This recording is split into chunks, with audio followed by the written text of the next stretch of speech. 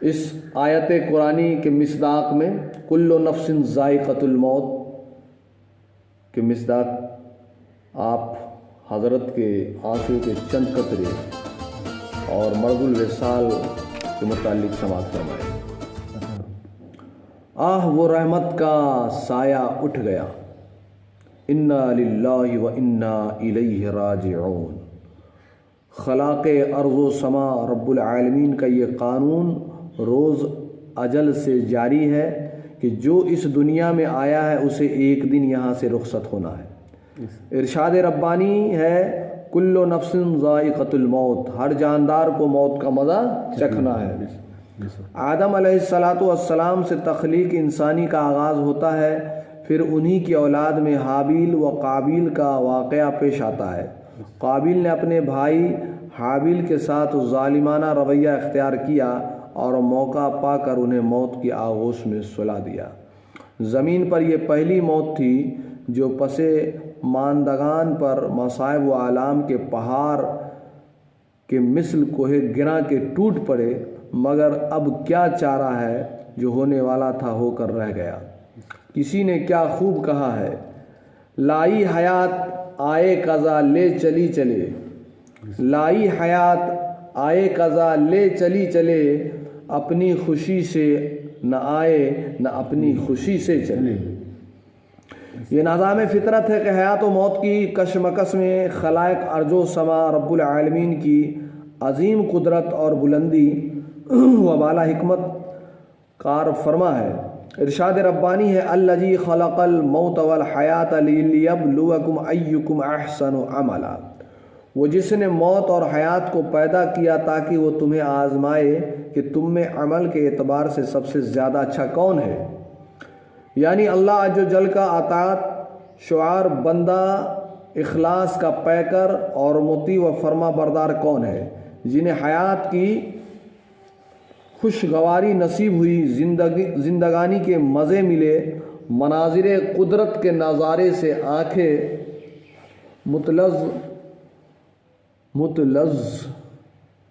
متلذذ ہونے ہوئی، دنیا کے شب و روز سے واسطہ پڑا اور قسم قسم کی نعمتوں سے آسودہ و سیراب ہوئے، بھلا انہوں نے ان سب کا کیا شکریہ ادا کیا۔ گویا حیات ایک لہلہاتی ہوئی کھیتی ہے اور موت اس کو ویران کرنے والی ہے۔ وہ فاروق الدنیا اور حامل اللذات ہے، یعنی وہ دنیا سے جدا کرنے والی اور اس کی لذتوں سے علادہ کرنے والی ہے۔ وہ ایک آن میں تمام خوشیوں کو غم و اندوہ کے گود میں ڈال دینے والی ہے، جن سے دنیا میں بہت ساری امیدیں وابستہ تھیں اور دلوں میں آرزوئیں اور تمنائیں موجیں مار رہی تھیں، مگر دیکھتے ہی دیکھتے ان تمام امیدوں اور آرزوؤں کے شیشے یک بیک چکنا چور ہو جاتے ہیں، آنکھیں اشک بار ہوتی ہیں، دل غموں سے بھر جاتے ہیں۔ لوگ کہتے ہیں یہ کیا ہو گیا، جدھر دیکھو سب کی آنکھیں پرنم ہیں، غموں سے دل مغموم ہے۔ راہی آخرت کے اہل و عیال خویش و اقربا اپنے پرائے سبھوں کے چہروں پر اداسیاں چھائی ہوتی ہیں، آنسوؤں کے قطرے رخساروں پر ڈھلک رہے ہیں۔ ایسے وقت میں ایک صدا دینے والا آ کر دستک دیتا ہے اور کہتا ہے صبر کا دامن چاک مت کر، بے صبری سے کام مت لو اور کہو انا للہ و انا الیہ راجعون۔ بلا شبہ ہم اللہ کے ہیں اور ہم سب کو اللہ ہی کے طرف لوٹ کر جانا ہے۔ یہ نظام الہی ہے، یہ قدرت ربانی ہے، جو یہاں آیا ہے سب کو یہاں سے جانا ہے۔ موت سے کس کو رستگاری ہے، آج وہ کل تمہاری باری ہے۔ مہترا از ہما جہاں مردند، مرگ راسر ہما فروغ کردند۔ موت نے کیا کسی کو چھوڑا ہے، سارے رشتوں کو اس نے توڑا ہے۔ موت کیا ہے، ہاں وہ اللہ والوں کے لیے وصل الہی کا ذریعہ ہے۔ موت ایک پل ہے جو ایک محبوب کو اپنے محب سے ملا دیتا ہے۔ یہ جانے والا ساری خوشیاں سمیٹ کر مصائب و آلام سے آزاد ہو کر مسکراتا ہوا راہی آخرت ہوا ہے۔ یہ الگ بات ہے وہ اپنے پسماندگان کو روتا بلکتا چھوڑ کر گیا ہے۔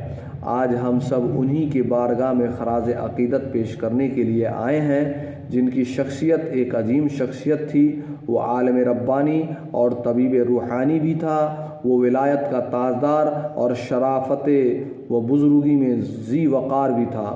وہ وقت کا شیخ المشائخ، رہبر شریعت، پیر طریقت، رازدان حقیقت اور آشنائے معرفت بھی تھا۔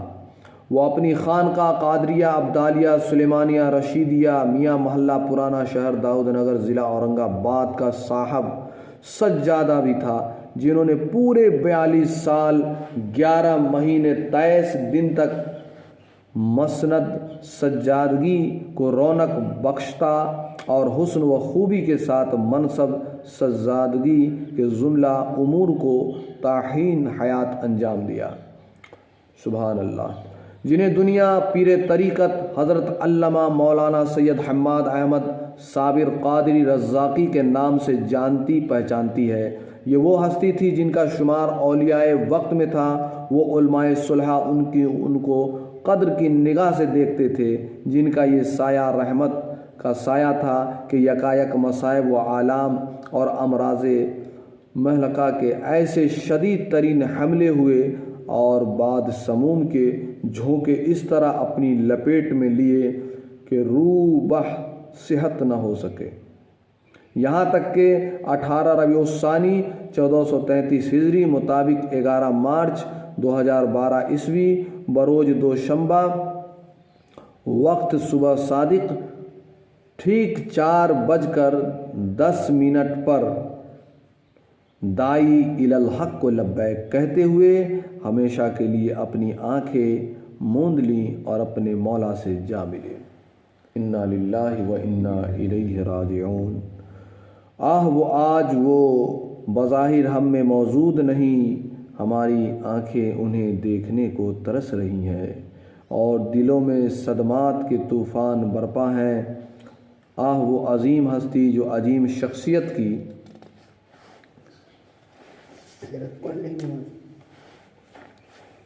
حامل تھی، ہمیں داغ مفارقت دے کر چلی گئی۔ وہ جن کی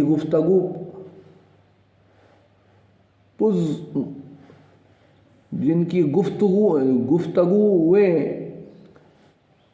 دلوں کو راحت و سکون اور چین و اطمینان عطا کرتی تھی، وہ جن کی نگاہیں پریشانیاں دور کرتی تھیں، وہ جن کا سایہ رحمت و رافت کا سایہ تھا، وہ جن کی صحبت اور رفاقت سے مقدر بیدار ہوتا۔ افسوس صد افسوس آج ان کا سایہ سروں سے اٹھ گیا، ان کی صحبت اور رفاقت کی جدائی کا احساس ہو رہا ہے۔ آج ان کے کارنامے، ان کے اخلاق حسن، ان کی مشفقانہ نگاہیں، ان کی صبر آزما ہمتیں اور مصائب و آلام سے نبرد آزما ہونا، یہ سب ہمیں یاد آ رہے ہیں۔ وہ جس نے بطریق بیت و رشد و ہدایت کا بازار گرم کیا تھا، وہ جس نے تصنیفات و تالیفات کے ذریعے حقیقت و معرفت کا راج افشاں کیا تھا، وہ جس نے اپنی ساری زندگی کو للہیت میں گزارا تھا، وہ جس نے اپنی قیمتی اوقات کو اللہ رب العالمین اور اس کے رسول کریم علیہ السلام کے اطاعت اور دین اسلام کے اشاعت کے لیے وقف کر دیا تھا۔ آج ہم سب ان کی بارگاہ میں حاضر ہیں اور بموقع فاتحہ چہلم ان کے لیے بغرض ایصال ثواب رب کریم کی بارگاہ میں ہاتھ اٹھائے ہیں اور رب العالمین سے یوں دعا کر رہے ہیں، مولا تعالیٰ اپنے حبیب سید القونین خاتم پیغمبراں صلی اللہ علیہ وآلہ وسلم کے طفیل ان کی مغفرت فرما، ان کو اپنی رحمت میں شامل کر، ان کے درجات کو بلند و بالا کر اور جنت الفردوس میں مقام اعلیٰ عطا فرما، اور ان کے پسماندگان اہل و عیال، خیش و اقربا و اہل خاندان و مریدین و متقدین کو صبر جمیل کی دولت سے مالا مال کر، اور ان کا فیضان روحانی ہما دم باقی اور ثابت رکھ، آمین یا رب العالمین۔ ویڈیو طویل نہ ہو جائے انشاءاللہ، اور حضرت کے مرض الوصال کے تعلق سے مزید انشاءاللہ اب کل ہم آپ کو سنائیں گے۔ اللہ تعالی ہمیں صبر جمیل عطا فرمائے۔ ہم بھی آپ کے حضرت مناظ الحسن قادری سے بیعت ہیں، اور آپ حضرت علامہ محمد قادری صاحب حضر اور چچا جو ہیں حضرت سے خود بیعت ہے۔ اللہ تعالیٰ صبر جمیل عطا فرمائے، آمین وما علینا الا البلاغ۔ آمین۔